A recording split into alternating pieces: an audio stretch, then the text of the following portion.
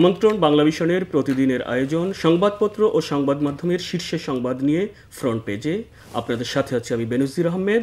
আমাদের সাথে স্টুডিওতে আজ অতিথি হিসেবে আছেন সিনিয়র সাংবাদিক, সিনিয়র সহকারী সম্পাদক দৈনিক যুগান্তর মাহবুব কামাল। মাহবুব, আপনাকে স্বাগতম। মূল অনুষ্ঠানে যাওয়ার আগে আমরা দেখে নিব আজকের বিভিন্ন পত্রিকার প্রধান প্রধান শিরোনামগুলো। দৈনিক প্রথম আলো, অভিন্ন দাবিতে একযোগে বিক্ষোভে নামছে ৭টি দল। আসন পুনর্বিন্যাসের প্রতিবাদ, ভাঙ্গায় থানা ও উপজেলা পরিষদে হামলা, পুলিশের গাড়ি ভাঙচুর। দৈনিক আমার দেশ, খুন সন্ত্রাসের মাফিয়া ডন আসাদুজ্জামান কামাল, শিগগিরই প্রজ্ঞাপন জারি, ব্যাংক গ্যারান্টিতে কাঁচামাল আমদানির সুযোগ পাচ্ছে রপ্তানিকারকরা। দৈনিক ইত্তেফাক, দুই কক্ষেই পিয়ার দাবি জামায়াত সহ ৩ দলের। বাগেরহাটে সকাল সন্ধ্যা হরতাল, সড়ক অবরোধ, ভাঙ্গা থানা উপজেলা পরিষদে ব্যাপক ভাঙচুর। দৈনিক ইনকিলাব, জুলাই সনদ বাস্তবায়ন সহ ৪ দাবিতে আন্দোলনের ঘোষণা, ভারতীয় এজেন্ডা নিয়ে মাঠে জামায়াত। নয়া দিগন্ত, বিচার বিভাগকে নিপীড়নের হাতিয়ার বানানো হাসিনা, বাংলাদেশ যুক্তরাষ্ট্র থেকে আমদানি বাড়াতে প্রস্তুত। দৈনিক যুগান্তর, সারা দেশে এডিস মশার ভয়াবহ বিস্তার, ঘরে ঘরে ডেঙ্গু চিকুনগুনিয়া, আতঙ্কিত সাধারণ মানুষ। ভাঙ্গায় আসন পুনর্বিন্যাসের প্রতিবাদ, উপজেলা ও থানায় হামলা ভাঙচুর। দৈনিক সমকাল, বিএনপিকে চাপে রাখতে জামায়াতের যুগপৎ আন্দোলন, ভাঙ্গা থানা উপজেলা পরিষদে ভাঙচুর আগুন। বাংলাদেশ প্রতিদিন, রাজনীতিতে জটিল সমীকরণ, যুগপৎ আন্দোলনে জামায়াত ইসলামী আন্দোলন, খেলাফত সহ সমমনারা। দৈনিক কালের কণ্ঠ, রাজনৈতিক অস্থিরতায় শঙ্কিত ব্যবসায়ীরা, অভিন্ন দাবি ও সময়ে জামায়াত সহ ৪ ইসলামী দল আন্দোলনে যাচ্ছে। মানব জমিন, নিয়ম মানছে না মোদি, ব্যবস্থা নেবে কেন্দ্রীয় ব্যাংক, একটি দলকে যাতে সব মনোযোগ দেওয়া হয়েছে। দেশ রূপান্তর, আন্দোলনে জুলাই শরিকদের একাংশ, ভাঙ্গায় তাণ্ডব, আক্রান্ত প্রশাসন। দৈনিক কালবেলা, ভাঙ্গা উপজেলা পরিষদ ও থানাসহ সরকারি দপ্তর ভাঙচুর, দ্বন্দ্বে আটকা জুলাই সনদ। বণিক বার্তা, ঢাকার উপর দিল্লির ভূ অর্থনৈতিক প্রভাব এখনও অক্ষুণ্ণ। The Daily Star, Jamaat other Islamist parties to take to street. Chaos in Banga over EC news boundary map. Reforms of brags for Stavex. New ways, government offices police station vandalized at Banga. প্রধান সংবাদ শিরোনামগুলো আমরা দেখেছিলাম। কামাল ভাই, যেই শিরোনামগুলো আমরা দেখেছি যে প্রতিটা পত্রিকারই কিন্তু 2টি বিষয় প্রধান শিরোনামকে তারা বেশি গুরুত্ব দিয়েছে। আপনি দেখেছেন অভিন্ন যে দল অর্থাৎ রাজনৈতিক দলগুলো যুগপৎ আন্দোলন নির্বাচনকে সামনে রেখে আমরা দেখেছি গতকাল জামাত সহ 3টি দল নির্বাচনকে সামনে রেখে অভিন্ন কর্মসূচি ঘোষণা করেছে। তারা 5 দফা দাবি দিয়েছে, যেখানে বলা হয়েছে পিআর পদ্ধতিতে নির্বাচন, জুলাইয়ের সনদ বাস্তবায়ন এবং জাতীয় পার্টি নিষিদ্ধের দাবি। এ নিয়ে রাজনীতিতে আবারও নতুন মেরুকরণ দেখা দিয়েছে। এ নিয়ে বিএনপির পক্ষ থেকে আবার অভিযোগ করা হয়েছে যে নির্বাচনকে বানচাল করার জন্য ষড়যন্ত্রের অংশ হিসাবে এইসব কর্মসূচি দিয়েছে ইসলামিক দলগুলো। তো আসলে রাজনীতির এই যে নির্বাচন সামনে রেখে কি আবার মাঠ উত্তপ্ত হচ্ছে? না, দেখেন, আমরা তো প্রথম থেকেই বলে আসতেছি যে বাংলাদেশের নির্বাচনটা কবে হবে, কিভাবে হবে, এই জিনিসগুলি একটা গ্রে এরিয়া, একটা ধূসর এলাকা। এটা পরিচ্ছন্ন কোনো ছবি আমরা প্রথম থেকেই পাচ্ছিলাম না। ধরেন যে যখন আমরা তো মনে করছিলাম যে তারেক রহমান এত বড় বিজয়ের সেলিব্রেশনে যোগ দিবেন, উনি ইমিডিয়েট অ্যাভেলেবল ফ্লাইট ধরে ঢাকায় আসবেন, সেলিব্রেশন যোগ দিবেন। তো তিনি যখন আসলেন না, তখন তো একটা খটকা লাগলোই যে 16 বছর যারা আন্দোলন করলো তাদের নেতা আসলো না কেন। তো তখন আমরা একটা ভাবছিলাম যে এটা আসলে একটা -2-3 হইতে পারে, অথবা জিনিসটা এত সোজা না, যত সোজা মনে হয়েছিল অত সোজা না জিনিসটা, এটা একটু জটিল আছে আর কি। দেখেন, এই যে জুলাই আন্দোলনের সময় যে সব ঐক্যবদ্ধ ছিল, এই ঐক্যটা ভেঙে গেল। এই ঐক্যটা কেন ভেঙে গেল? এবং এখন আমরা দেখতেছি যে 2 ধরনের অনৈক্য। একটা হচ্ছে যে বিএনপির সঙ্গে জামাত এবং অন্যান্য মানে বিএনপি বিরোধীদের একটা অনৈক্য, আবার জামাতের সঙ্গে আপনার এনসিপি এবং কি বলে গণ অধিকার পরিষদ, যারা এই আন্দোলনের সাথে থাকছে না বলতেছে, মানে এই জামাত লেড এই আন্দোলনের সাথে এরা থাকছে না। সুতরাং এখানেও একটা দ্বন্দ্ব।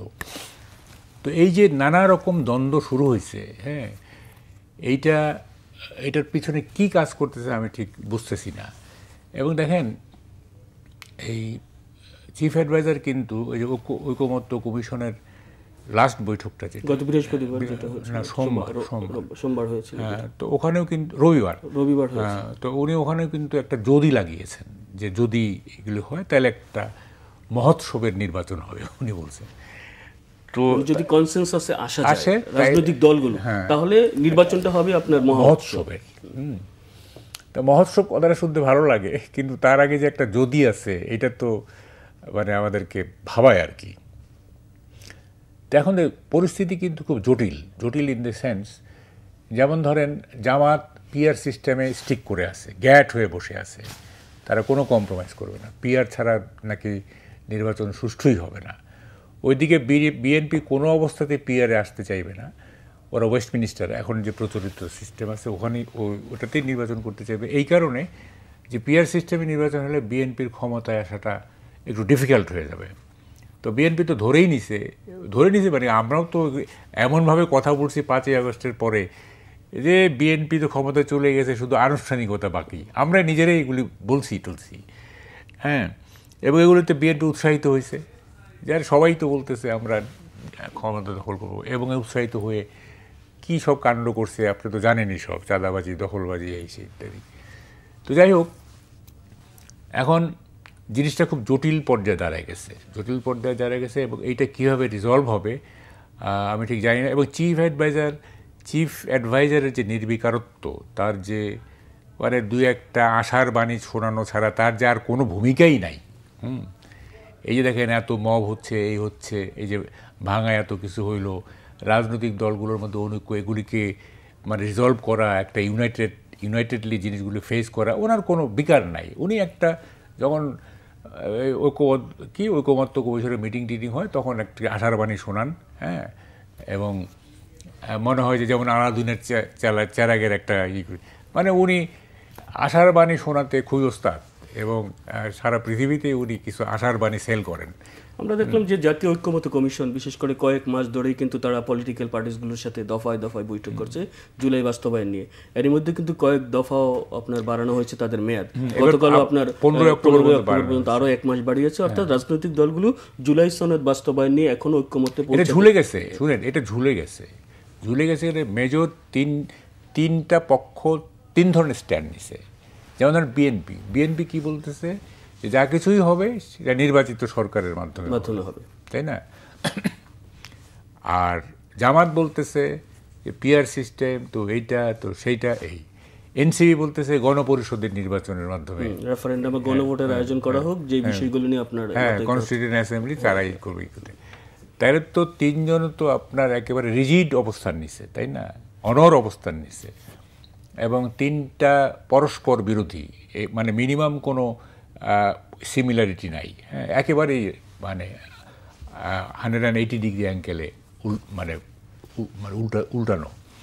তো এইটা কিভাবে রিজলভ হবে? এটা রিজলভ যদি না হয় তাহলে নির্বাচন কিভাবে হবে বলেন আপনি? যদি জামাত বলে যে পিআর সিস্টেম ছাড়া হবে না, আর বিএনপি বলে যে আমরা ওয়েস্টমিনিস্টার ছাড়া করবো না, তাহলে কীভাবে হবে, তাই না? নির্বাচনটাকে তো আপনাকে ইনক্লুসিভ করতে হবে, তাই না? আপনি যদি 2014 সালের বা 2024 সালের নির্বাচনের মতো ইনক্লুসিভ না করেন, তাহলে তো ন্যাশনালি ইন্টারন্যাশনালি এই গ্রহণযোগ্য হবে না। আপনি মানে বিএনপি, জামাত, এনসিপি, মানে মূলত এই 3টা দলকে তো অংশ নিতে হবে, তাই না? এদের মধ্যে যদি 2টা অংশ না নেয় তাহলে তো আপনার একটা দিয়ে তো আপনার ইনক্লুসিভ হলো না, তাই না? তাহলে আপনাকে তো একটা ইনক্লুসিভ নির্বাচন করতে গেলে এই বিতর্কগুলোকে রিজলভ করতে হবে, হ্যাঁ, রিজলভ করে তারপরে না নির্বাচনের প্রশ্ন। তাই বুঝতেছি না এটা কি হবে না হবে। পিআর নিয়ে যে আরেকটা বিষয়, বিভিন্ন রাজনৈতিক বিশ্লেষণ বা বিভিন্ন পত্রিকা আমরা দেখলাম যে এক্ষেত্রে পিআর ভারতীয় এজেন্ডা, কোনো পত্রিকা দেখলাম বলে, এই বিষয়ে আপনি কি মনে করেন? এটা কি ভারত থেকে, অর্থাৎ থার্ড পার্টি কোনো এক্ষেত্রে ভারতের কোনো প্রভাব কাজ করছে কিনা, যে ইসলামী দলগুলো বিশেষ করে জামায়াত সহ এই যে পিআরটা, এই তারা কোনো এক্ষেত্রে গেম খেলছে কিনা ভারত, ইন্ডিয়া এক্ষেত্রে কোনো? না, আই এম নট শিওর। বাংলাদেশে শুনেন, বাংলাদেশে না একটা জিনিস খুব জনপ্রিয়, সেটা হচ্ছে কনস্পিরেসি থিওরি। ষড়যন্ত্র তত্ত্বটা খুব জনপ্রিয়, মানে কোনো কিছুতেই ষড়যন্ত্র আবিষ্কার করা। আমি জানি না ভারতের কোনো এজেন্ডা এখানে আছে কিনা, কিন্তু মানে আমি ইন জেনারেল যেটা হয়, যেমন আমি এক সময় বলছিলাম যে মুরগি চুরির ভিতরেও সিআইএ এর ষড়যন্ত্র দেখা হয়, এটা অনেক আগে বলছি আমি। সব কিছুতেই হয় সিআইএ, নাইলে নাইলে মাসাদ, হ্যাঁ, একটা মানে কি বলে যে ষড়যন্ত্র খোঁজার চেষ্টা হয়। ষড়যন্ত্র যে হয় না তা আমি বলছি না, ষড়যন্ত্র অবশ্যই হয়, কিন্তু আমাদের একটা টেন্ডেন্সি আছে যে আমার মনে এটা ধরলো, আমি লজিক্যালি এইটা দেখতেছি, সুতরাং এইটাকে অন্যের নামে চালায় দাও।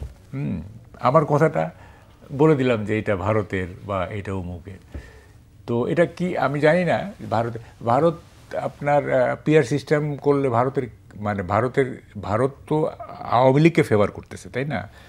আওয়ামী লীগ যাতে পুনর্বাসিত হয়, ভারত তো সেটাই চাইবে। এখন পিয়ার সিস্টেম করলে আওয়ামী লীগের পুনর্বাসন প্রক্রিয়া ত্বরান্বিত হবে কিনা সেটাও তো দেখতে হবে, তাই না? যদি না হয় তাহলে আর ভারত কেন এটা পার্সু করবে, তাই না? সো এটা ওইভাবে হ্যাচ কাটানে বলাটা আমি অন্তত বলবো না, হইতে পারে, মানে, কিন্তু I am not sure about it আর কি। তবে নির্বাচনকে সামনে রেখে যদি এভাবেই আপনার অনৈক্য থাকে, বিশেষ করে আপনি যেটা বললেন বিএনপি, জামায়াত এবং অন্য যেই আপনার দলগুলো যে রাজনৈতিক কর্মসূচি নিয়ে, বিশেষ করে আপনি দেখেছেন যে গতকাল জামাত প্রেস কনফারেন্স করেছে, তারপর পরই কিন্তু খেলাফতে মজলিস তারাও প্রেস কনফারেন্স করেছে, ইসলামী আন্দোলন, এবং 18, 19, 26 এই 3 দিন তারা কর্মসূচি ঘোষণা করেছে। জামায়াতের পক্ষ থেকে বিক্ষোভ কর্মসূচি ঘোষণা করেছে। এদিকে বিএনপির পক্ষ থেকে কিন্তু দলের স্থায়ী কমিটির সদস্য সালাউদ্দিন আহমেদ একটি পত্রিকায় বলেছেন যে যখন আলোচনা চলছে, অর্থাৎ কোন পদ্ধতিতে নির্বাচন হবে, জুলাই বাস্তবায়ন হবে, এগুলো নিয়ে যত কন্টিনিউস প্রসেস আলোচনা হচ্ছে, কনসেনসাস কমিটি বৈঠক হচ্ছে, সেই মুহূর্তে এ ধরনের কর্মসূচি দেওয়ার মানেটা কি? কেন বিএনপি, আমি যদি এখন বলি যে it is too late for BNP leaders to understand this মানে রিয়ালিটি, বিএনপি তো এখন এসব কথা বলে কোনো লাভ নাই। আপনারা তো সবসময় মানে একটা ব্ল্যাঙ্ক চেক দিয়ে রাখছিলেন গভর্নমেন্টকে, সবাইকে একটা ব্ল্যাঙ্ক চেক দিয়ে রাখছেন, এবং এখন এসে বুঝতেছেন যে আসলে একটা মানে things are not so easy, অনেক লেট হয়ে গেছে এটা। আপনাদের আগে যেমন ধরেন যে চিফ অ্যাডভাইজার যখন লন্ডন থেকে আসলো, মির্জা ফখরুল কী বললো, সারা দেশ নাকি উদ্বেলিত, এখন কি হলো? আমরা তো তখনই বুঝছি, আমরা সাধারণ মানুষ তখনই বুঝছি যে এগুলো কোনো ব্যাপার না। এবং তখন এই সব সময় দেখা যাচ্ছে যে সরকারকে একেবারেই আনকন্ডিশনাল সাপোর্ট, ব্ল্যাঙ্ক চেক যেটা বলা হয় সেটা দিয়ে আসছে, এবং তারা সবসময় বলতেছে যে নির্বাচন হবে, এই হবে, সেই ইত্যাদি। এখন এসে তারা বুঝতেছে যে না, মানে এই জিনিসটা এত সোজা না, এটা একটু ডিফিকাল্ট আছে, তাই না? তো এটা তো ঠিক যে মানে এই মুহূর্তে আন্দোলনের কি প্রয়োজন, মানে কিসে পিয়ার সিস্টেম যদি আমাকে অ্যাচিভ করতে হয়, তাহলে তো এটা ঐকমত্য কমিশনেই তো এগুলি নিয়ে আলোচনা হইতে পারে, এগুলো ডিবেট হইতে পারে, বিএনপির সাথে ডিবেট হবে, হবে, পরস্পর যুক্তি দেখাবে যে এটা এই জন্য ভালো, এই জন্য ভালো। এটা তো আন্দোলনের কিছু নাই, যেখানে আলোচনাও কিন্তু চলছে, আমরা দেখি বৈঠক চলছে। এইখানে আন্দোলনের পিছনে একটা নিশ্চয়ই কোনো বড় কারণ আছে, হ্যাঁ, বড় কারণ আছে, এবং একটা এজিটেশনাল সিচুয়েশন তৈরি। সেক্ষেত্রে যে বিএনপির পক্ষ থেকে দাবি করা হচ্ছে যে নির্বাচন বানচালের ষড়যন্ত্র, অর্থাৎ ফেব্রুয়ারিতে যে নির্বাচনের একটা, এখানে ষড়যন্ত্রের কিছু নাই, এখানে সবকিছু ওপেন না। এই ধরনের কর্মসূচির মধ্য দিয়ে যদি আপনার পরিস্থিতি এমন করে যে নির্বাচন তখন পিছিয়ে যেতে পারে। হ্যাঁ, আমি তো বলতে, আপনি যে ষড়যন্ত্র টার্মটা ব্যবহার করলেন, nothing conspiracy about it. Conspiracy কি, সেটা ওপেন হচ্ছে সব, তাই না? এই মুহূর্তে সারা দেশব্যাপী আন্দোলন করলে যে নির্বাচন ব্যাহত হইতে পারে, এখানে ষড়যন্ত্রের কিছু নয়, এটা তো কমন সেন্সের ব্যাপার, তাই না? তো স্বাভাবিকভাবেই মানে জামাতের আসল উদ্দেশ্যটাকে আমি ঠিক বুঝতে পারতেছি না, হ্যাঁ, তারা আসলে কি চাচ্ছেন, হ্যাঁ। এবং এই যে এতদিন ধরে এই 5ই আগস্টের পরে এতদিন ধরে যে ঐক্য, এই যে ফ্যাসিবাদ বিরোধী ঐক্য, ফ্যাসিবাদ আমরা কি দেখছি, যখনই এক ধরনের শঙ্কা তৈরি হয়েছে সরকারের মধ্যে বা রাজনৈতিক দলগুলোর মধ্যে যে আওয়ামী লীগ ফিরে আসতে পারে, তখনই তারা বৈঠকে বসেছে এবং ফ্যাসিবাদ বিরোধী একটা অবস্থান নিয়েছে। তো এই যে ঐক্য এখন কোথায়, ফ্যাসিবাদ বিরোধী ঐক্যটা কোথায়, হ্যাঁ, কোথায় গেল? এবং আপনারা যে বলতেছেন ফ্যাসিবাদকে আমরা প্রতিরোধ করব, এই অনৈক্য হলে তো ফ্যাসিবাদ আরো সুযোগ পাবে, তাই না? তাদেরকে সুযোগ করে দেওয়া হচ্ছে, আসলে তারা কোনো কিছু মিন করে না, কোনো ইন্টিগ্রিটি নাই। মানে রাজনৈতিক দলগুলোর না নেতাদের মধ্যে ইন্টিগ্রিটি থাকাটা খুবই, অনেস্টি কিন্তু অনেকের মধ্যে আছে, ইন্টিগ্রিটি থাকাটা খুব কঠিন কাজ, চারিত্রিক সংহতি, যে আমি যে জিনিসটা বিশ্বাস করি সেটার উপরে স্টিক করা। আমাদের এখানে কী হয়েছে, সকাল বিকাল, সকালে এক কথা বলতেছি, বিকালে এক কথা বলতেছি, যখন যেটা সুবিধা হচ্ছে সেইভাবে কথা বলতেছি, যে একটা সুনির্দিষ্ট চারিত্রিক সংহতি নিয়ে যে আমি আগাবো, যে আমার ইডিওলজি এইটা, আমি এইটা চাই, এইটা অ্যাচিভ করার জন্য আমাকে এই করতে হবে, সেটা না। মানে যখন যে পরিস্থিতি তখন সেইভাবেই কথা বলতেছে, তখন সেইভাবেই পোলারাইজেশন হচ্ছে, তখন এই যে মেরুকরণগুলি হচ্ছে সকাল বিকাল, হ্যাঁ সকাল বিকাল। তো এইটা তো এইভাবে তো রাজনীতি চলতে পারে না, এই হুইমের উপরে, হ্যাঁ এটা তো চলতে পারে। রাজনীতি আপনি 18 কোটি লোকের ভাগ্য নিয়ে আপনি কাজ করতেছেন, তাই না? এটা একটু অনেক বড় কাজ তো, তাই না? তো এই বড় কাজটাকে তো আপনাকে মেথডিক্যালি করতে হবে, আপনাকে শৃঙ্খলাবদ্ধভাবে করতে হবে এবং দেশপ্রেম নিয়ে করতে হবে। তো এইখানে যদি এইসব মানে ছিনিমিনি খেলা হয় তাহলে আর সাধারণ মানুষের এক্ষেত্রে রাজনৈতিক যে বললেন আপনি যে নেতাদের মধ্যে অনেস্টি আছে বাট ইন্টিগ্রিটির অভাব রয়েছে, খুবই এটা খুব জরুরি। একটা জায়গায় তাদেরকে কনসেনসাসে পৌঁছাতে হবে। এক এক সময় এক এক কথা আমরা দেখতে পাচ্ছি যে কনক্রিট কোনো মেসেজ আসছে না বিশেষ করে। তো নির্বাচনকে সামনে রেখে এক্ষেত্রে বুঝতে ঐক্যটাই জরুরি সবচেয়ে। আবারও ঐক্য না হলে কিন্তু পরিস্থিতি আবারও জটিলের দিকে যেতে পারে। না, এখানে ঐক্যটা এখানে বুঝতে হবে। ঐক্যটা এটা দুই ধরনের। একটা হলো যে প্রতিদ্বন্দ্বিতা থাকবে, রাজনৈতিক দলগুলোর প্রতিদ্বন্দ্বিতা না থাকলে আবার নির্বাচন কি, তাই না? আদর্শগত ফিলসফিক্যাল দ্বন্দ্ব থাকবেই থাকবে, কিন্তু চরিত্রটা হতে হবে নন অ্যান্টাগনিস্টিক, অবৈরীমূলক। যে আপনার সাথে আমার প্রতিদ্বন্দ্বিতা মানে এক ধরনের অনৈক্য, কিন্তু এই অনৈক্যটা হতে হবে অবৈরীমূলক, যে আপনি আমরা শত্রু না, আমরা একটা কমন সিদ্ধান্তে পৌঁছানোর জন্য আমরা বিতর্ক করতেছি বা প্রতিদ্বন্দ্বিতা করতেছি। তো সেরকম ঐক্য থাকতে হবে।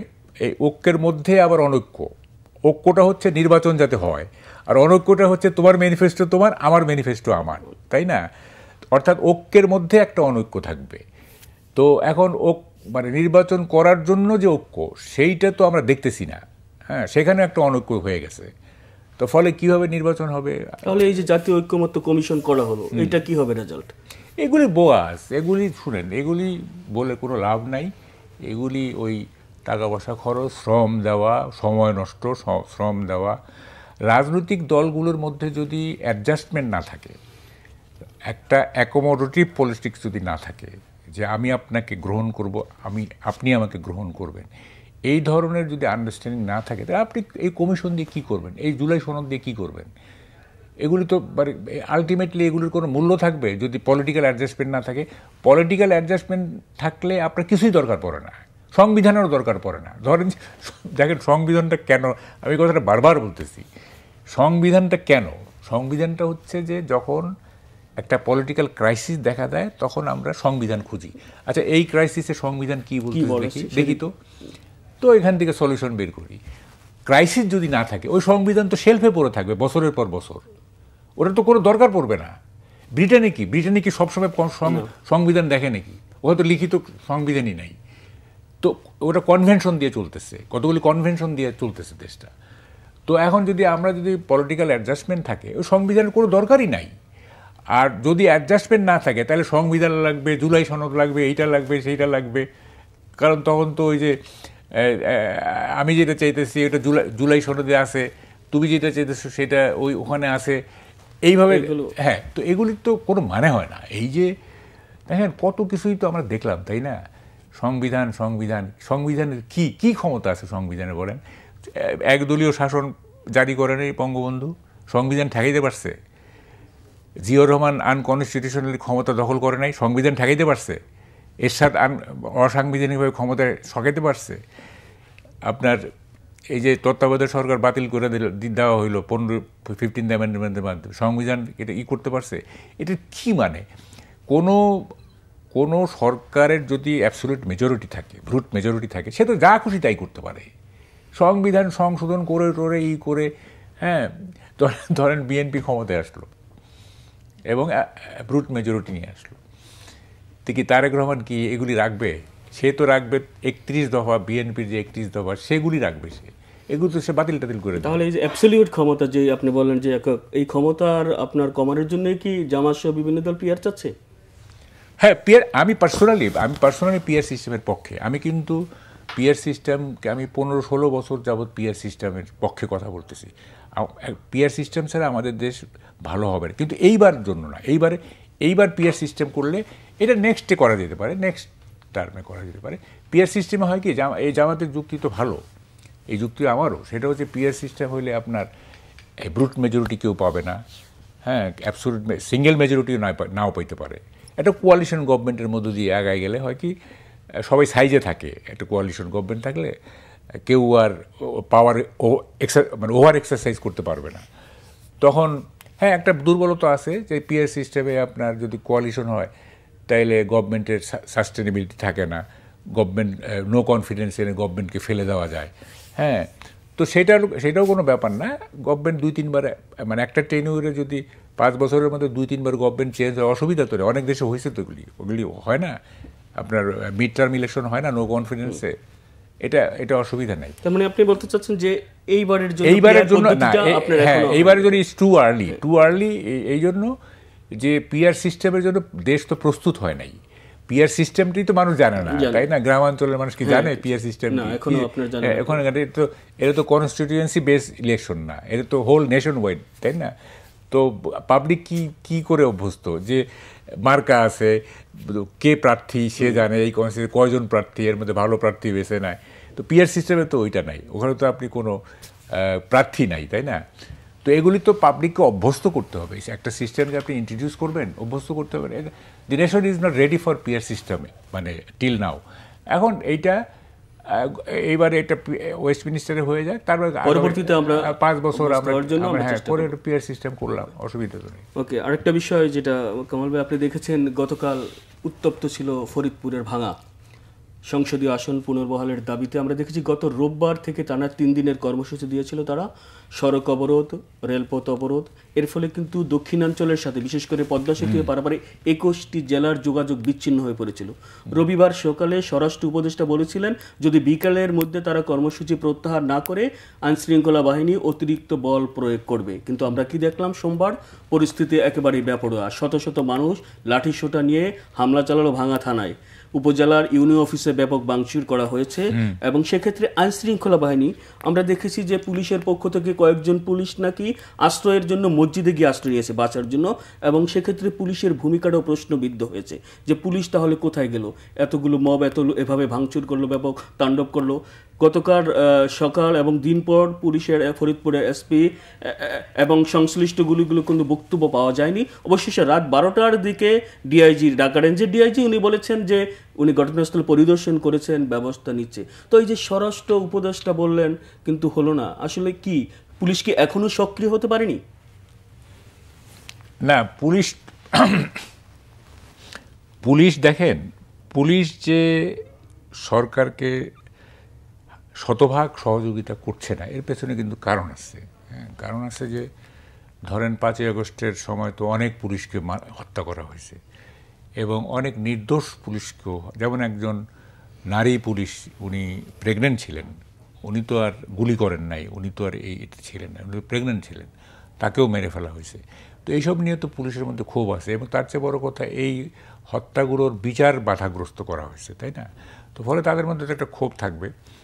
তো সরকারের উচিত ছিল 5ই আগস্টের পরে পুলিশ প্রশাসনকে অ্যাক্টিভেট করার জন্য তাদেরকে কাউন্সেলিং করা এবং তাদের মনোবল ফিরিয়ে, তাদের যে লস্ট মোরালিটি যেটা ছিল, হ্যাঁ, সেটাকে পুনরুদ্ধার করা, হ্যাঁ, তাদের নৈতিকতা, তাদের সাহস এবং তাদের এগুলো বুস্ট আপ করার কথা ছিল নানা কাউন্সেলিংয়ের মাধ্যমে। সেটা তো সরকার করে নাই। এখন অর্ডার দিয়ে তো আপনি একটা লোককে আপনার মতো করে কাজ করাতে পারবেন না যদি তার ভেতর থেকে এইটা সে উদ্বুদ্ধ না হয়, তাই না? তো এই জায়গায় একটা সরকারের গ্যাপ আছে, পুলিশকে মানে যথাসাধ্য কাউন্সেলিং করা হয় নাই। 2 নম্বর হচ্ছে দেখেন, এইটা কি বলবেন আপনি, এই যে হাজার হাজার লোক, এই হাজার হাজার লোককে এই কয়েকটা পুলিশ কীভাবে কন্ট্রোল করবে বলেন?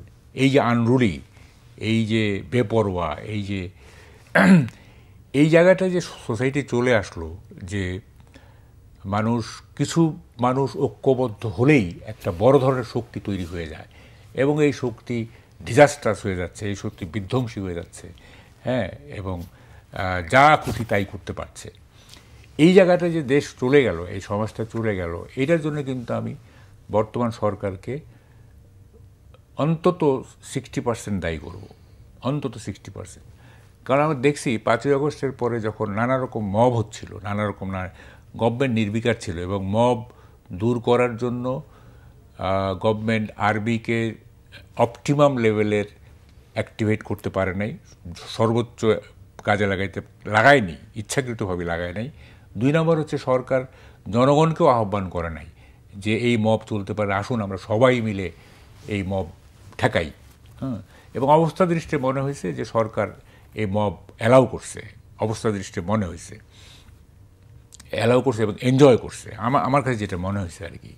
তো এইসব কারণে হয়েছে কি, এই সংস্কৃতিটা গড়ে উঠছে। দেখেন, মানুষ মানে সংঘবদ্ধ মানুষ বা ক্রিমিনাল যারা ক্রাইম করে, তারা এই ক্রাইম, বিশেষ করে পলিটিক্যাল ক্রাইম, তারা কি দেখে? তারা প্রথমে দেখে যে আমার এই কাজটা যে আমি করতেছি, হেড অফ দি গভর্নমেন্ট বা তার সারাউন্ডিংস এই কাজটা সম্পর্কে তার অ্যাটিচিউডটি, দৃষ্টিভঙ্গিটা কি। যদি দেখে যে না, এই ব্যাপারে সরকারের তেমন কোনো মাথা ব্যথা নাই, করে ফেলবে তখন।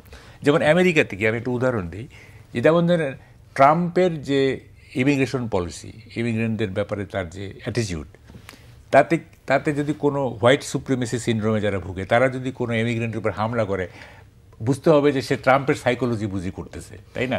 ট্রাম্প এটাতে মাইন্ড করবে না। তো এখন এই যে সংঘবদ্ধ শক্তি, কামাল ভাই, একটা আমাদের অনুষ্ঠানে যে বিষয়টা আপনি বলছিলেন যে পুলিশের মধ্যে এখনো সেই মোরালিটি চেঞ্জ হয়নি, তাহলে এই পুলিশ দিয়ে আমরা কিভাবে জাতীয় নির্বাচন করব? এটা তো একটা বড় প্রশ্ন।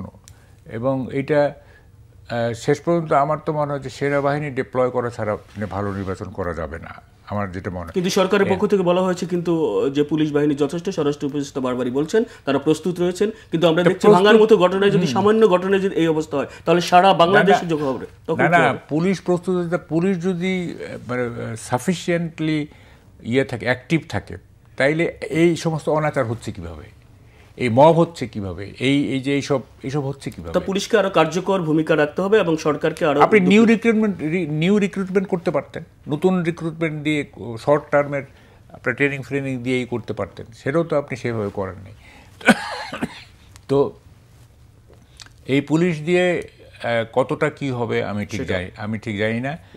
এবং এই যে 300 আসনের নির্বাচন, হ্যাঁ, আমি আবার একটা প্রস্তাব দিছিলাম যে 6 দফায় 50টা করে করলে তাইলে ডেপ্লয়মেন্টের জন্য সুবিধা হতো, বেশি লার্জলি এটা ডেপ্লয় করা যায়। তো সেটা তো আর বোধহয় হবে না।